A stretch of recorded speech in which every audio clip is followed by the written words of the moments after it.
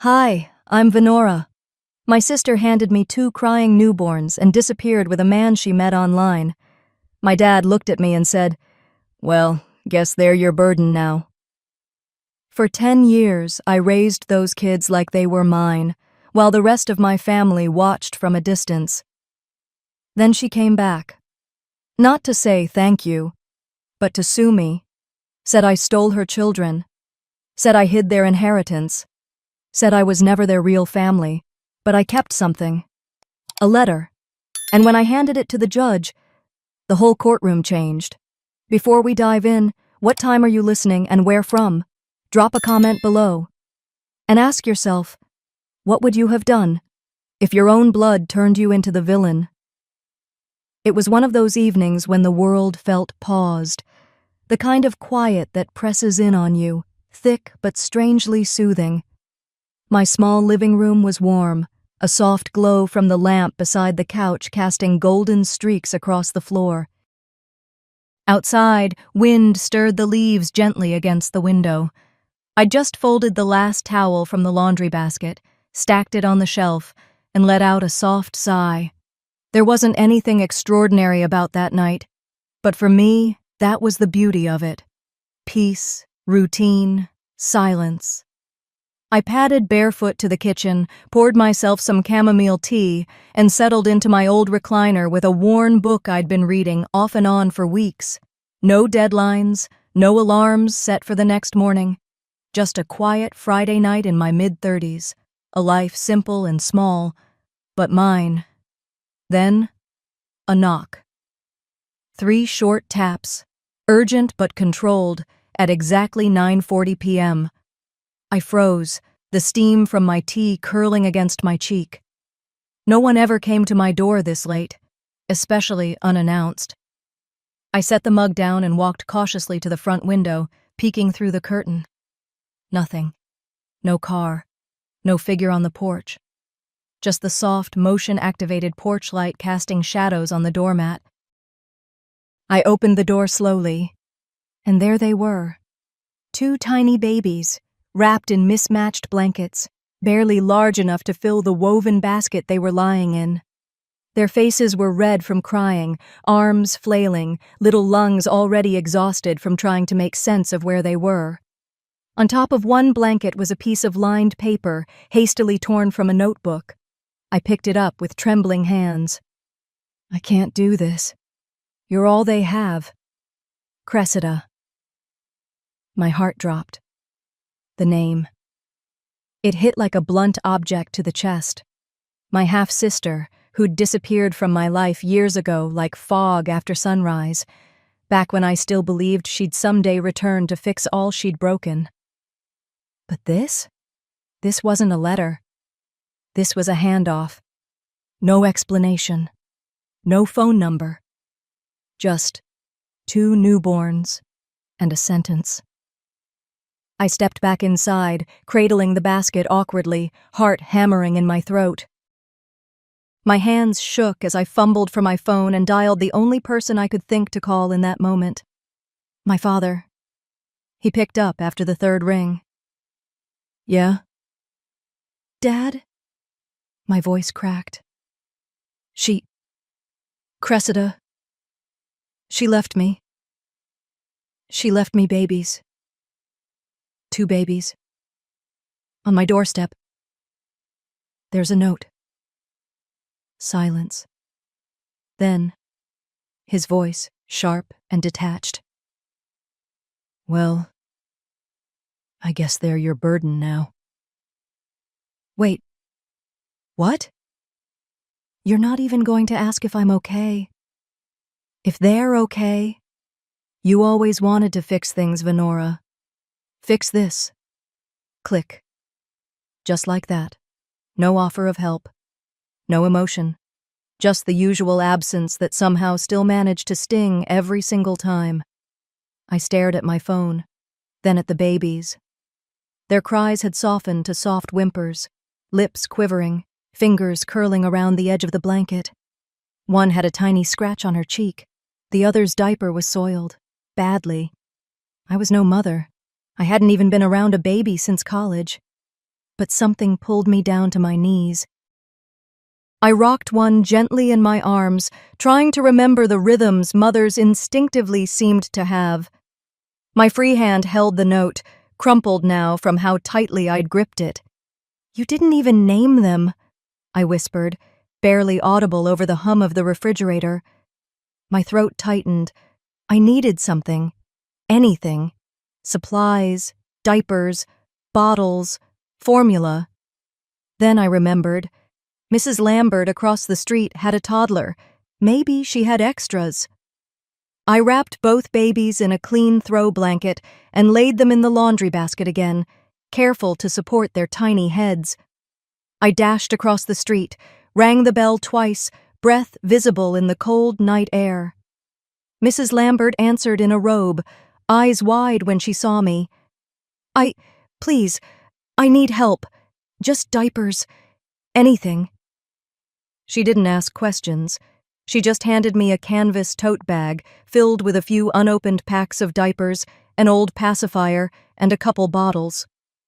"I've been meaning to donate these," she said softly. That bag, that ugly green tote with faded floral patterns, would become my lifeline. I clutched it like a survival kit and returned home. I changed the babies on a beach towel laid across the couch. It was awkward and clumsy, and I cried the whole time, not because I was scared, but because I felt abandoned all over again. Cressida had vanished years ago, and now she reappeared in the form of two lives she couldn't, or wouldn't, carry. I sat down on the floor between the couch and coffee table. The note beside me, the tote bag open, bottles lined up like some makeshift plan. I watched the babies, now nestled side by side in makeshift beds I'd built from couch cushions and old towels. I whispered, "Just tonight. One night. Then I'll figure this out."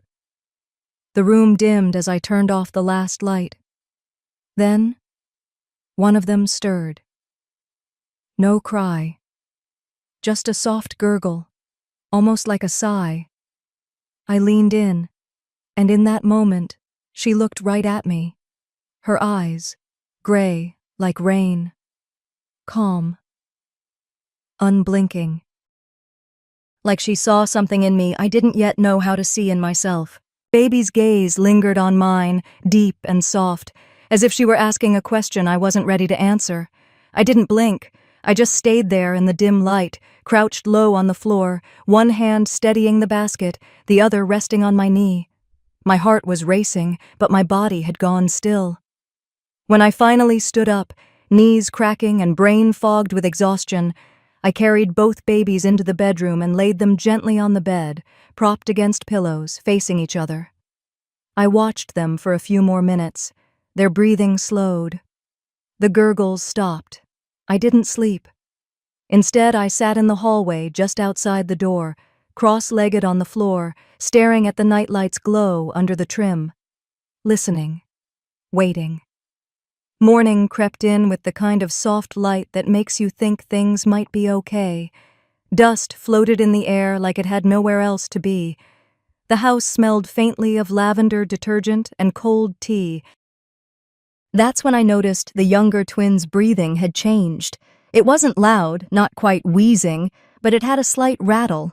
A cough followed. Shallow, small, but enough to snap me fully awake. I moved quickly. I felt her forehead. Warm. Too warm. Panic doesn't always scream. Sometimes it's just the tightening of your chest when you realize you have no idea what you're doing, and there are two lives in your care. No names, no medical records, no emergency contacts, just two warm little bodies handed to me in a basket like they were leftovers from someone else's life. I grabbed my phone, searched for pediatric clinics nearby, and found one about 15 minutes away. Called it. Tried to sound calm. "Hi, yes, I need to bring in my nieces. They were left with me unexpectedly, and one of them isn't feeling well. I'm trying to get them checked as soon as possible." The woman on the line asked about insurance, documentation, names. They Don't have much yet, I said, voice shaking. I've been given temporary care. It's complicated. I can explain in person. Pause. She sighed. Okay. We have a walk-in slot in 45 minutes. Just bring them in. I bundled them up as best I could, layering them in onesies I'd found in the bottom of the donated tote, wrapped them in soft blankets, and strapped them into the old car seats Mrs. Lambert had left on my porch when she heard what happened. I didn't even ask her, she just knew. The drive felt longer than it was. Every red light felt like a verdict. Every bump in the road made the younger one cough, and every time I glanced at her through the mirror, praying. When I walked into the clinic, the air inside smelled like antiseptic and artificial lemon. There was a man in his 30s holding a toddler on his lap, bouncing him gently while scrolling on his phone. An older woman with a sleeping grandchild. And then me. A receptionist, maybe in her 50s, looked up over her glasses. Her eyes moved from me to the babies, then back to the clipboard in her hand. I'm here for the walk-in, I said, shifting the basket slightly in my arms. She nodded slowly. Names? I paused. They don't have names yet. I'm sorry. They were left in my care without documentation. It's a long story. Her eyes narrowed, skeptical. I'll need to speak with the attending doctor, I added quickly. Just then, the man with the toddler smiled at me. Twins? He asked. I nodded, too tired to offer anything more. Brave woman, he said. Mine's a handful on his own. I almost smiled. Almost. But it didn't reach my face. The doctor called us in within 10 minutes. He was young, early 40s maybe, calm hands, sharp eyes, the kind that didn't miss much. He examined both babies gently, especially the younger one. She has a low-grade fever and some respiratory distress. Nothing critical yet, but I'd like to monitor her. Any history of health issues in the family? Prenatal care? I shook my head. I don't know. Their mother left them. No papers. No names. He didn't flinch, just nodded slowly. They'll need to be entered into our system. I can't prescribe or run any labs without names on file, even placeholders. Do you want to give them names? Names. It hadn't even crossed my mind. The idea of assigning them something so permanent, so weighty, it terrified me. But it had to be done. I nodded. Back at home, I sat cross-legged on the floor of my bedroom, the babies nestled close in a laundry basket lined with clean towels. I opened an old photo album from the nightstand drawer. Inside, between faded pages of family trips and birthday parties, I found it. A photo of me and Cressida at maybe 8 years old, sitting beneath the sycamore tree in our grandmother's backyard, dirt on our faces and dolls in our laps. On the back of the photo, in smudged pink marker, were the names we'd once picked out for our imaginary babies. Elson, May. I whispered the names aloud. Elson, May. They fit.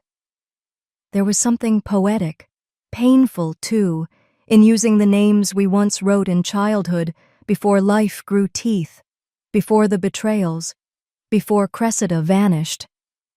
I folded the photo gently and slid it into the top drawer of the changing table I'd rigged together from an old desk. I would keep it there, just something, some trace of the girl I once loved as a sister, a piece of her that didn't hurt to hold. Later that afternoon, the pediatrician called again.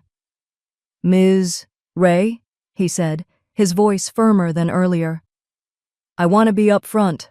Under state law, any unidentified children brought in for medical attention must be reported if documentation isn't submitted within 7 days.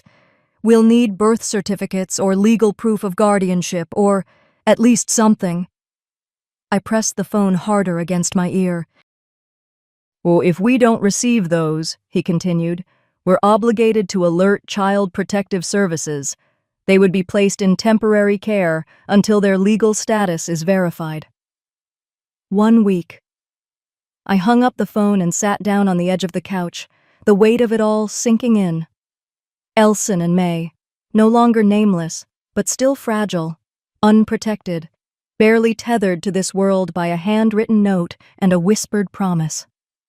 I walked over to the kitchen counter, picked up the doctor's paper with the 7-day warning printed in bold at the bottom. I held it in my hand like it was a ticking clock. I stared at the doctor's form until the text blurred. The words, 7 days, legal proof, child protective services, kept spinning around my head like storm clouds with nowhere to go. I folded the paper carefully, slid it into the envelope I'd brought the clinic summary in, and set it on the kitchen counter, just beside my coffee cup, still full from 2 hours ago. 3 days later, I found myself parking along a narrow street in downtown Olympia. A drizzle tapped gently against the windshield. I checked my reflection in the mirror, dark circles under my eyes, lips dry, sweater older than I'd like to admit. I didn't come to impress. I came for answers. I'd messaged Garrett the night after the clinic visit, Cressida's old boyfriend. I wasn't even sure the number still worked, but he replied with one word. Tomorrow? Now it was tomorrow. The twins were home with Mrs. Lambert, who'd practically pushed me out the door. "You need a break, and you need the truth," she said, pressing a warm thermos into my hand. "Now go. I've raised 5. I can handle 2. The coffee shop smelled like roasted beans and rain-damp wool. It wasn't busy, but the noise of quiet conversations, milk steamers, and wooden chairs sliding against tile made everything feel oddly intimate. I picked a corner table by the window where I could see the door and not be seen too easily myself. I took the form from my purse and laid it beside my ID, just in case. He arrived late.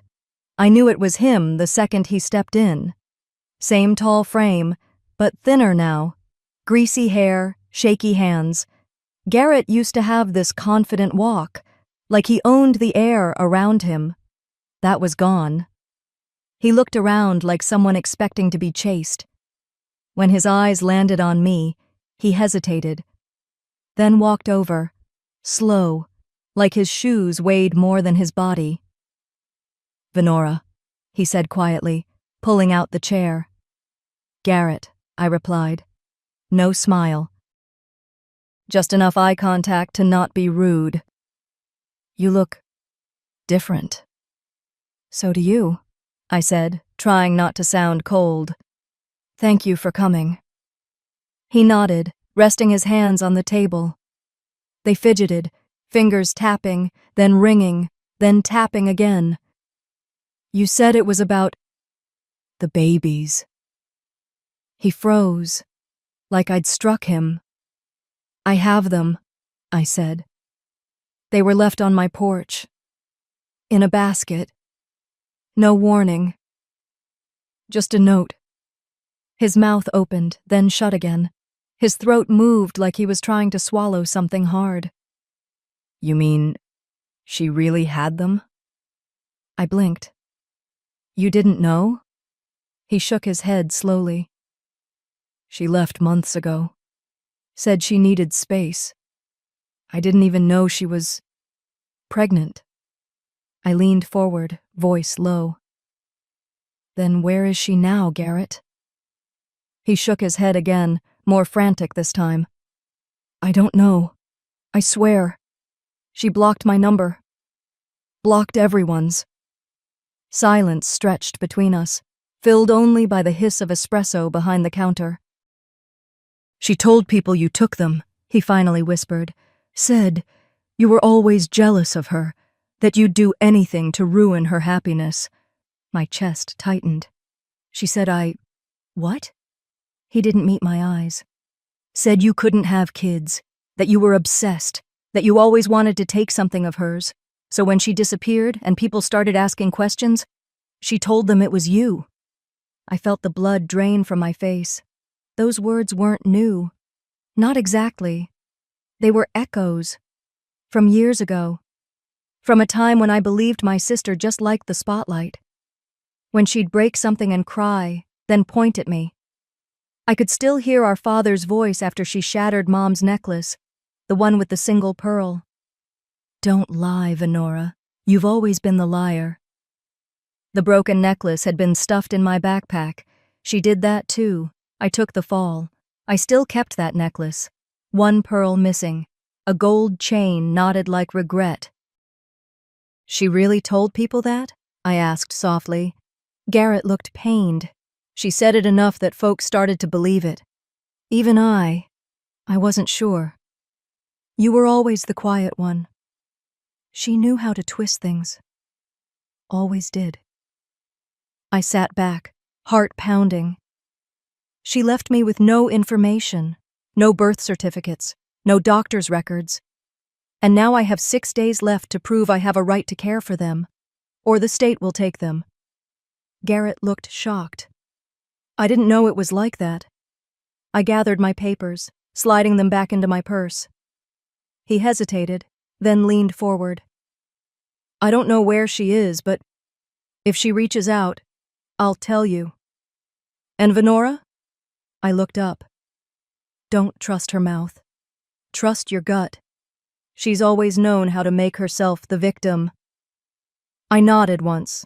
No promises, no forgiveness, just acknowledgement. We left separately. The drizzle had turned to real rain. As I stepped outside, pulling my hood up, my phone buzzed. An unknown number. One message. You've had them long enough. It's time to return what's mine. The wind hit me full in the chest the moment I stepped out of the cafe, flipping the hood off my head and sending my hair across my eyes. Rain had thickened into a cold, steady curtain. I was halfway through sliding my phone back into my coat pocket when it buzzed again, just once. The screen lit up. No name, just a message. You've had them long enough. It's time to return what's mine. I stood there, heart thumping in my ears, as the rain soaked through my sleeves. I didn't move. I didn't blink. It was the kind of message that doesn't just chill you, it rewrites your pulse. And then, through the blur of headlights and windshields, I saw her. Across the street, just past the bus shelter, a woman was standing beneath a flickering streetlight, worn gray trench coat, old sneakers, thin frame hunched against the wind, auburn hair tucked under a beanie. She looked up just slightly, enough that our eyes might have met. My breath caught. I didn't even zip up my coat. I just ran. Cressida! I shouted. A truck honked as I darted between two parked cars, slipping on the slick sidewalk. My boots hit a puddle so hard water splashed up my jeans, but I kept going. She was already gone. By the time I reached the corner, there was no one beneath the street lamp. Just a crumpled receipt fluttering against the base of the pole, pinned down by a wet leaf. I grabbed it instinctively, pressing it flat against my chest before it flew away. It was damp, but readable. Printed 20 minutes ago. A corner store on Maynard Ave. I knew the place. Run down, dim, the kind of place that sold expired milk and cigarettes at twice the price. I stood there a moment longer, eyes scanning every alley and window, but the city just looked back at me, gray, wet, indifferent. Back in the car, I turned the heat up full blast and just sat there with the receipt in one hand and my phone in the other. My fingers wouldn't stop trembling, but it wasn't from the cold anymore. On the way home, the twins were still napping, chins tucked into each other like little commas. Mrs. Lambert handed me a folded note before heading out. They were angels, she whispered, before disappearing into the rain with her umbrella. I made dinner in silence. Pasta and peas. Neither of them ate much, but I didn't push. My mind was too wrapped around that receipt, that trench coat, that message. Later that night, after bath time and lullabies, I sat by their cribs a while longer than usual. I traced the soft curls behind their ears, the curve of their cheeks, the tiny rise and fall of their breath. Then I slipped on a dry sweater, grabbed my keys, and drove. The building on Maynard looked like it hadn't been cleaned since before I was born. The front lights were out, the entryway buzzed faintly like a broken speaker. I squinted at the list of names next to the doorbell buttons. 4C, Delia S. Not Cressida, not even close. I pressed the button anyway, waited. Nothing. I knocked. Again, silence. Just as I turned to leave, a door cracked open across the hall. A man stepped halfway out, shirtless, holding a mug with what smelled like burnt coffee. His eyes narrowed. "You looking for the redhead?" I froze. "Yes. She live here?" He snorted. "Not anymore. Moved out yesterday." "Did she have—" I stopped myself. "Was she alone?" He leaned on the doorframe, examining me. "Had a kid with her. Little one." My stomach twisted. I couldn't speak for a moment. "Girl asked me to carry down her boxes. Said she was heading back to claim what's hers." He tilted the mug toward me. Whatever that means. I barely nodded a thank you, turned, and walked back toward my car. I sat behind the wheel in the dark for a long while, not starting the engine. The rain tapped against the roof like fingers trying to wake me up from a bad dream. A third child? Cressida didn't just leave me with twins. She left me with only part of the truth. She said something about going back to claim what's hers. I didn't sleep that night. Back at the house, I paced from room to room like a ghost too restless to settle. The twins were sound asleep in their nursery, their steady breathing the only source of peace in that house. But for me, peace was gone. The storm outside had tapered to a misty drizzle, but the tapping of raindrops against the windows played like a slow, deliberate rhythm, like a countdown. I couldn't stop replaying the neighbor's words in my head. And more than that, his eyes. He'd looked at me like I wasn't just a visitor, but an intruder in a story I didn't fully understand. I made myself a cup of tea I never drank. I tried sitting still on the couch, staring at the silent TV screen. I even tried journaling, something my therapist once suggested, but none of it worked. And that's when I saw the trunk. It sat quietly beneath the window in the den, almost like it had been waiting. It had belonged to my mother. She gave it to me when I moved out decades ago. I hadn't opened it in years. I used to think it was just sentimental junk, quilts, cards, and yellowed recipes she copied by hand. But something pulled me toward it now. I dragged it out, the old metal handles groaning slightly. The wood still smelled like cedar and something older, dust maybe, or time. I began pulling things out. Folded blankets, a few faded photos, a baby rattle I didn't even recognize. There was a small wooden box filled with dried lavender and safety pins, and then I noticed it. The base of the trunk wasn't quite flush. I leaned in closer. My fingers traced the seam. Something shifted beneath the wood, softly but deliberately. My heart thumped harder. I grabbed a butter knife from the kitchen and wedged it gently into the edge. With a quiet pop, the false bottom lifted. There, wrapped in oilcloth and sealed in a thick manila envelope, was a folder. On the front, in my mother's familiar cursive, "For when she comes back." My stomach turned. My breath caught. The air suddenly felt thinner. I sat cross-legged on the rug, folder in my lap. For a long moment, I didn't move. I couldn't. I just stared at those 5 words like they might rearrange themselves into something less terrifying. But they didn't. I peeled the flap open. The first thing I saw were hospital forms, 3 of them. Labor and delivery summaries. Each one bore the same name, Cressida T. Stone.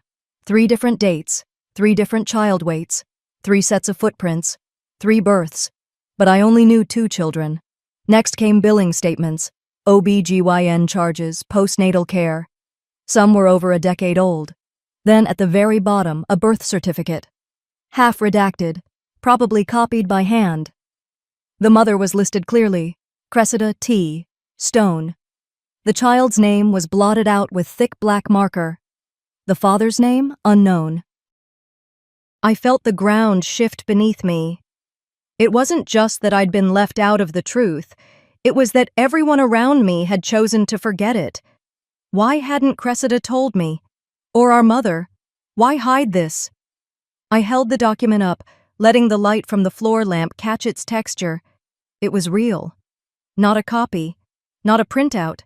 Someone had kept this, hidden it, on purpose. A photo slipped out from between the papers and landed face down beside me. I picked it up. A little girl, maybe 4, standing in front of a maple tree in full fall bloom. She wore a yellow jacket and held a leaf the size of her head. Her eyes, they looked like mine. Or maybe like the twins. Familiar in a way that tugged something deep and wordless. On the back, in the same handwriting, Maple, 2009. I whispered the name aloud. Maple. There it was again. That sense of something unfinished, of something lost before it could even be understood. I leaned back against the couch and closed my eyes. And then I remembered. Years ago, my mother and I had fought. I can't even remember what it was about. Probably something small that got too big. But after the yelling died down, she sat me down in the kitchen, poured herself a glass of wine, and said, "When people lie long enough, they start believing it." At the time, I thought she meant our father. He had his secrets, and Mom had her bitterness. But now I wasn't so sure. Maybe she was talking about Cressida. Maybe she saw something happening and didn't know how to stop it. Maybe this folder was her way of saying, I did what I could. I pressed the photo to my chest and stared at the ceiling. Did this child know she existed? Was she safe? Loved? Was Cressida hiding from something or someone? And what about the twins? If there was another sibling out there, what did that mean for them? For me? I picked up the documents again and tried to read through the medical jargon. My brain was too full. I couldn't focus. A single thought cut through the noise. What does this mean legally? I didn't know. But someone had to. A clock ticked from across the room. I glanced at it. 11:47 p.m. I stood slowly, still gripping the folder, and walked into my office. I opened my laptop, then hesitated. Instead, I grabbed my phone and began scrolling through old emails. There was someone I hadn't spoken to in years, someone who might know exactly what these documents meant. I stared at the name on my phone like it was a relic from another life. Marvin Pike, Family Law, Tacoma, WA, last contacted, 2011. I didn't even remember saving his number. The sun hadn't risen yet, but I was already out the door before 6. I left the twins with our neighbor across the street, sweet Miss Dolores, who didn't ask questions but offered a warm smile and her last blueberry muffin. "Just bring them back before dinner, all right?" she said with a wink. I nodded, heart pounding, nerves coiled tight. "I'll try." The drive to Tacoma was a blur. Fog clung low to the ground, turning streetlights into halos. I didn't bother with makeup or breakfast, just strong black coffee that I barely tasted and a jacket over yesterday's clothes. I kept one hand on the wheel and the other gripping the folder from the night before like it might vanish if I let go. When I pulled up to the address, I had to double-check the number. The building didn't look like much, just a narrow 2-story house with weathered white trim and a crooked sign in the front yard that read, Marvin Pike, Family Law. The lettering was sun-faded, barely legible. The porch steps creaked under my feet as I climbed them, half expecting the place to be locked and deserted. But the door opened before I even knocked. A man in his 60s stood there, tweed vest, silver beard, kind eyes that didn't seem surprised to see me. "You're her sister," he said quietly. "I've been expecting this day for 10 years. I stood frozen on the threshold, heart rattling in my chest. "You knew I'd come?" He nodded slowly and stepped aside. "Come in. We have a lot to talk about." The inside smelled like cedar wood and old paper. It was warm but dim, with dust motes floating in the slanted morning light. He led me into a small office where leather-bound books lined the walls and an old brass lamp flickered on the desk. He motioned for me to sit, then walked to the far corner of the room and crouched by a small safe embedded in the floor. As he turned the dial, my hands trembled slightly. I tried to keep them still, but the folder in my lap was already creased from the grip I had on it. "I don't know where to begin," I admitted. "Start with what you found," he said, not looking up. "That's usually where the lies start to fall apart." I opened the folder and slid out the birth certificate, the medical forms, and the photo of the little girl in the yellow jacket. He scanned them quietly, his expression unreadable. He nodded once. "That's Maple." My breath caught. "So she's real." "She was born in 2012, he said. "Your sister named her after a tree she used to sit under as a child. Said it was the only place she ever felt safe." He paused, folding his hands on the desk. "But safety was in short supply back then." I leaned in, heart pounding. "What happened?" "She gave birth alone. No family, no friends. She was unstable, struggling with postpartum psychosis. CPS got involved after a neighbor called, said the baby had been left unattended on the porch."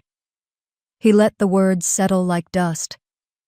"Cressida was evaluated, and the court assigned temporary custody to the state." I closed my eyes. "But she fled." "She did." He nodded again. "The state couldn't locate her. She never showed up to the hearings. The judge sealed the records under a confidentiality order, partly to protect the child, partly to minimize press. Your mother pulled some strings." I looked up sharply. "My mother?" He opened a desk drawer and pulled out another envelope. This one sealed and marked with 3 initials in red ink. VTS. My mother's. "She left this with me before she passed," he said softly. "Said if the past ever came back knocking, this would be yours." I opened it with trembling fingers. Inside was an affidavit, hand-signed, notarized, and dated, confirming that Cressida had relinquished parental rights under duress, but through proper legal channels. It validated the adoption of the twins, acknowledged a prior child, and reaffirmed that any claim Cressida made now could not override what had already been settled in court. I stared at it, the paper rustling slightly in my shaking hands. "So, the twins are safe?" He hesitated. "They should be," he said carefully. "Legally, yes. But there's something you need to understand. If Cressida's trying to reclaim custody now, it may not just be about the twins." I frowned. "What do you mean?" He steepled his fingers, leaning forward.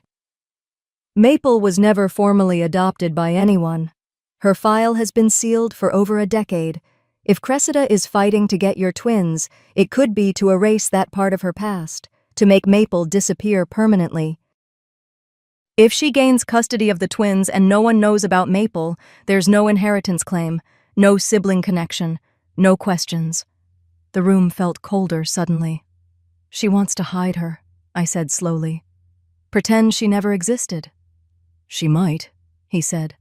"And people who want to erase the past don't mind taking down whoever stands in their way."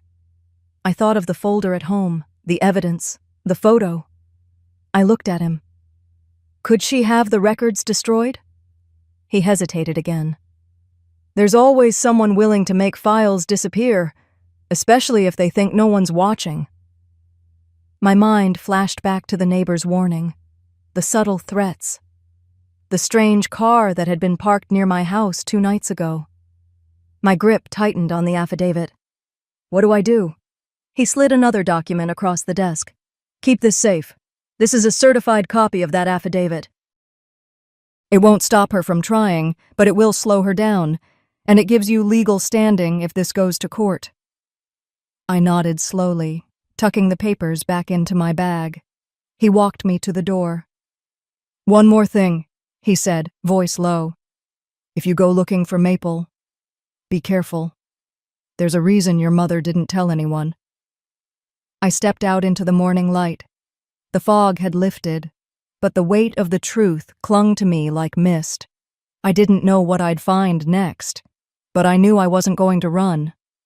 I had 2 children sleeping in someone else's house. And a secret, buried for over a decade, finally beginning to wake. As I pulled into my driveway nearly an hour later, something felt off. The porch light was still on, even though I'd switched it off before leaving. I stepped closer, my front door, slightly ajar. I didn't even shut the car door all the way. The moment I saw the crack in my front door, something inside me dropped. Like the feeling when you reach the top of a staircase and realize there's still one more step. I froze on the front walkway, heart pounding, every nerve stretched thin. The porch was quiet, too quiet. No wind, no birds. Just that sick feeling crawling up my spine. I nudged the door with the tip of my boot. It swung open an inch farther, creaking slowly. The scent hit me first, not fresh air or dust, but something sharper. Cologne, not mine, not anyone I knew. And underneath that, the stale cling of old tobacco. I hadn't smelled that since I was 13, when I used to borrow my dad's coat to sneak outside in winter. He'd always have a Marlboro tucked somewhere in the lining. I stepped inside slowly. The living room looked normal. The twins' coats still hung by the wall hooks. The breakfast dishes sat in the sink. But the air was wrong. Thick. Like it had been holding its breath. I walked through the hallway, careful with each step. My boots creaked against the hardwood. Then I saw it. The drawer by the bookshelf, the one I'd tucked the folder into just last night, slightly open. I rushed over, yanked it wide, and pulled everything out. Spare chargers, old school reports, my passport. But no folder. I ripped through the adjacent drawers, the file box in my closet, under the bed. My bag from Pike's office? Empty. The envelope was gone. Panic rose sharp and fast. My hands trembled. That folder had everything.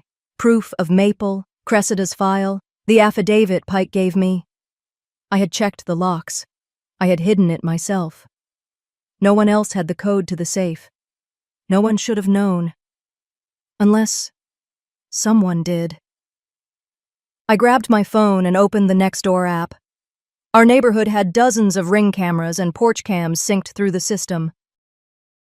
I scrolled past a post about missing trash bins and a lost cat, then paused at a new message.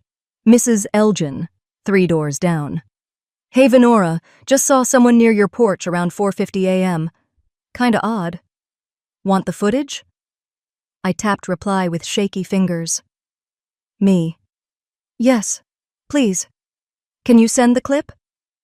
She texted back in under a minute. Mrs. Elgin. Sending now. Looks like someone used a key. My heart was already racing before the video even opened. It was grainy, dark, the early hours still blanketing the street. The timestamp said 4:51 a.m. A tall figure approached my porch in a dark jacket and baseball cap. His movements were calm. No rush, no hesitation. Then the porch light clicked on. The camera caught his profile. And just like that, the world tilted sideways.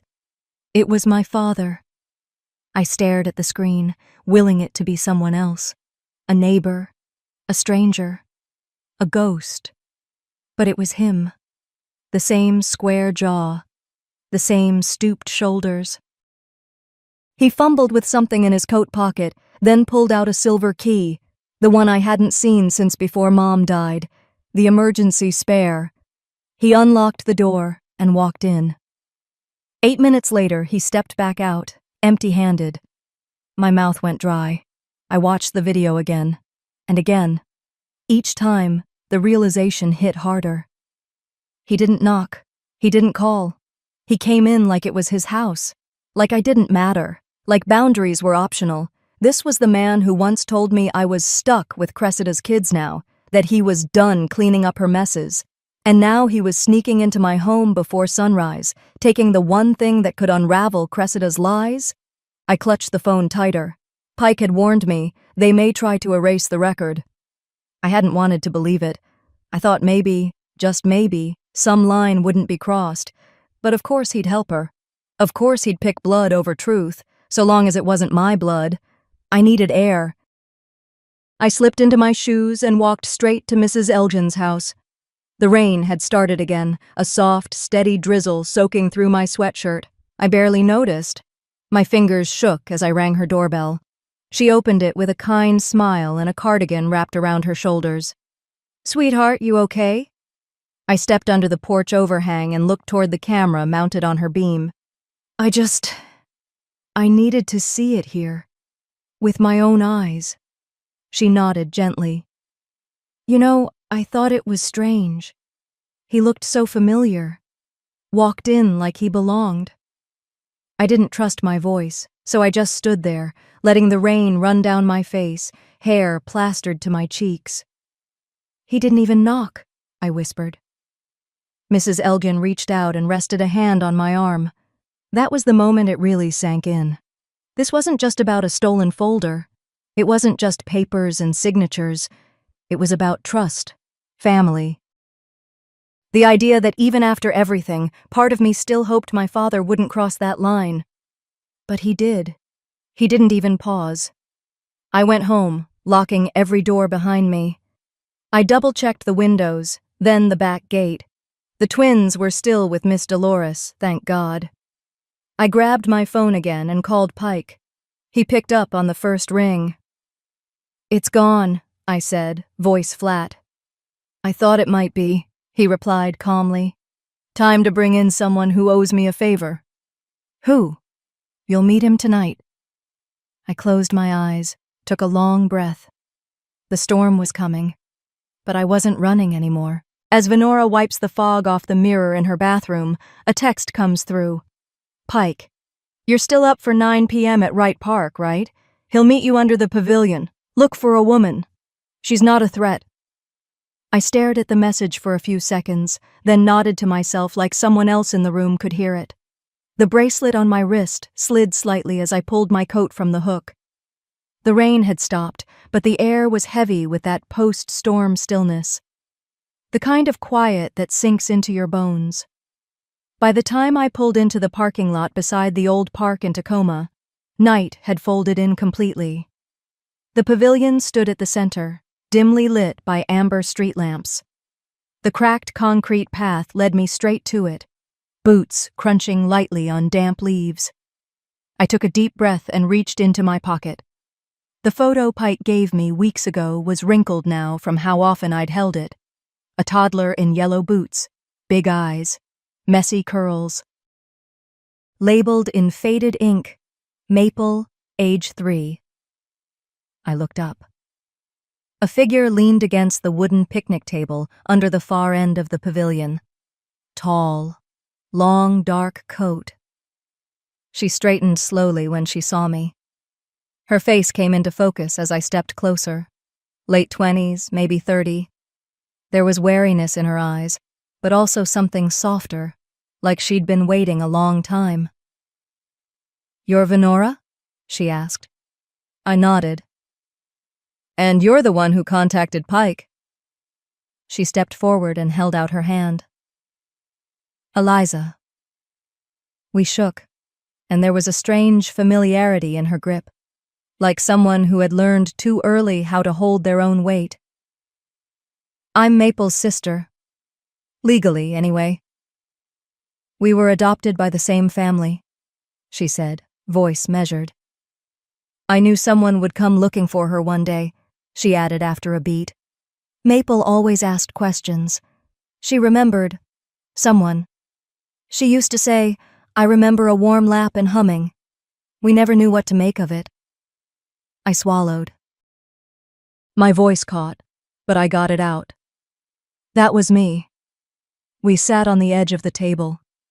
The light above us flickered faintly, casting long shadows that danced around the edges of the structure. Eliza folded her hands. "Our mom passed last year. Heart failure. After that, Maple started digging. She went through every box in the attic, found papers, old letters, even sealed documents, and one photo labeled Venora, blood relative." My throat clenched. I didn't speak, just nodded. "She's here," Eliza said quietly. I didn't tell her much. I figured she should meet you and feel it for herself. Eliza whistled, a soft two-note sound. Familiar. The kind of call you'd use to summon a kid from the back of a field. From the shadows, someone stepped into the glow of the pavilion. She was taller than I expected. Long legs, shoulders hunched slightly forward, like she was bracing against the world. About 15, maybe 16. Her eyes were alert, restless, like mine used to be at that age. She held something in her hands, a bracelet. Not just any bracelet. It was gold, scuffed along the clasp, with a small charm that dangled, a leaf carved from rosewood. There were initials scratched into the back. My mother's initials. I gasped. I didn't mean to. The sound just escaped. The girl, Maple, stopped a few feet from us. She held the bracelet gently, like it might break. "It's the only thing I have that still smells like her," she said, voice small but clear. "Who are you?" I tried to speak, but the words stuck. I exhaled, slowly. "I'm your aunt, the one they didn't want you to know about." She stared at me, studying every detail of my face. Her brow furrowed, not with confusion, but something deeper. A kind of recognition that doesn't come from memory, but from blood. "Then why," she said softly, "do I feel like I already knew?" I reached out, hesitant, and she stepped closer. I touched the bracelet, brushing my thumb over the carved leaf. The initials were still there, faded but real as the weight in my chest. "I used to wear this when I was your age," I said. "Your grandma gave it to me after I passed my driver's test. She said it meant growth." Maple looked down at the charm. "I never took it off, not once." I felt my eyes sting. That moment, under the low light, the night air wrapping around us, the bracelet between our hands, said more than anything words could. That tiny motion, my thumb on that leaf, was a silent promise. You were never forgotten. Eliza let the quiet linger before she spoke again. "There's something else," she said, reaching into her coat. "When Maple found those papers, we also found a sealed envelope. Our mom must have kept it hidden. She probably knew one day the past would catch up." She held it out to me. "It's another copy of that file you're looking for." I blinked. "A copy?" She nodded. "Everything. Your name, Cressida, the transfer, it's all in there." I reached out, fingers trembling slightly, but before I could take it, Eliza pulled it back just a bit. "But there's something you should know." She looked toward the tree line. "A man came to our door last night, said he was looking for you, said he was your father." My stomach dropped. "He didn't give a name," she said. "But his eyes, cold. No hesitation. He asked about Maple, about documents. I told him nothing. Said he had the wrong house." I looked at her. That was the right move. I figured. So I put everything in a fireproof bag and kept it locked in my car. But it's not safe. You should take it. Tonight. I nodded. She handed it over, and I held it against my chest like it was air. "We'll meet tomorrow morning," I said. "Courthouse steps, 10 a.m. We'll file this together. I want this on the record. I want it in daylight." Maple looked between us, then nodded too. Okay. We began walking slowly toward the parking lot, the night air cooling down further. I looked at Maple one more time, memorizing her walk, her presence. We were almost to our cars when she suddenly stopped. "Wait," she said. Her voice had changed, sharper, worried. I turned. She was staring at something behind me. "Who's that?" she asked. I spun around. A silhouette stood at the far end of the lot, just outside the ring of light, watching, not moving, just watching. As they walked toward their cars, Maple suddenly stops.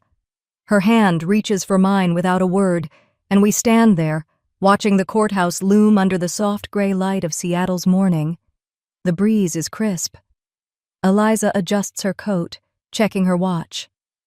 "Time," she says gently. "Let's go win this."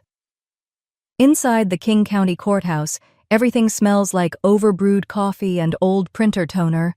People in suits rush past, carrying files, whispering, clutching their arguments like lifelines. But for me, everything's still. Not because I'm calm, because I've already walked through the fire. We take our seats in the family court hearing room. Pike is already there, flipping through papers. Across from us sits Cressida's attorney, slick, polished, and clearly trying too hard to look indifferent. But her chair remains empty. She's not coming. Not in person, anyway. I glance at the twins through the frosted glass panel in the waiting area. They're sitting on the hallway bench with tablets and juice boxes. They have no idea their entire future is being decided just feet away. The judge enters. Stern, silver-haired, no nonsense.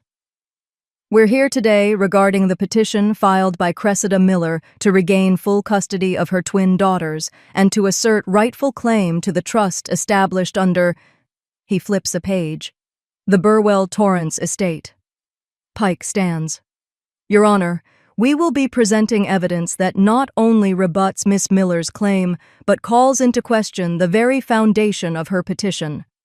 Cressida's lawyer interrupts. "We allege Ms. Venora Burwell deliberately withheld knowledge of the biological mother's return and misrepresented her guardianship to influence the family trust." I don't flinch. I just reach into my bag and slide a sealed manila folder across the table. The judge lifts a brow. "What's this?" "Something I never wanted to open," I say. "But apparently, now's the time." The judge flips it open. Inside are pictures, financial records, letters. But before he speaks, Pike leans in. "Your Honor, there's one more thing." A pause. The judge looks around. "I don't see another witness on the schedule." "There is one. Requested last minute. She insisted on being heard." The doors at the back creak open. Slow footsteps. A cane taps rhythmically against the polished floor. Heads turn, and there she is, Miss Erlinda, my foster mother. Her steps are slow but steady, like she's carried this truth longer than anyone should. She nods at me. I don't breathe. "Your Honor," she begins, her voice gravel and warmth. "My name is Erlinda Salinas. I was Venora's foster mother during her early 20s, and I believe I have something the court should see." She pulls out an envelope, a bit weathered, carefully sealed. "This was handed to me by Cressida the night she left those babies on our doorstep. She asked me to mail it. I didn't. I thought it was better left buried. I didn't want to see Venora hurt." The judge accepts the envelope, opens it slowly. Silence. I see the moment he recognizes the handwriting. He clears his throat and reads aloud. "I am not ready to be their mother. I am ashamed. But Venora, she will love them better than I ever could." There are no gasps, just stillness, like the kind that comes after a long storm finally runs out of thunder. Cressida's lawyer speaks up. "Your Honor, may I—" "Do you still wish to pursue this claim?" The judge cuts in. The lawyer falters, then sighs. "No, Your Honor." Maple's hand squeezes mine. And just like that, the weight I didn't even realize I was still carrying falls away. Outside the room, the twins run up to me, laughter in their voices. "Auntie, are we still getting sushi tonight?" I laugh, the first real one in what feels like months. "You'll always be going to Auntie's." In a hospital room across town, a woman lies in bed with a thin blanket pulled up to her chest. Her phone screen glows. The live stream ends. Cressida locks the screen and places it on the nightstand. She's not angry, not anymore, just quiet. She looks out the window. The skyline of the city she once walked away from is painted in gold by the morning sun. She whispers, almost to herself, "I thought I had time." But time doesn't wait for mothers who only remember they are one when it's convenient. Later that night, back at home, I tuck the twins into bed. Maple stays behind, pouring tea in the kitchen while I watch the girls fall asleep. And in that stillness, I finally speak the truth I've always known. I didn't win because I fought harder. I won because I stayed. Through the diapers, the nightmares, the scraped knees, and the impossible questions, I wasn't their mother by blood. I was more. What would you have done if your sibling left you with 2 newborns? Would you have raised them as your own? Have you ever been tested like this? Abandoned, then dragged into a fight you never asked for? Tell me in the comments. I read every word.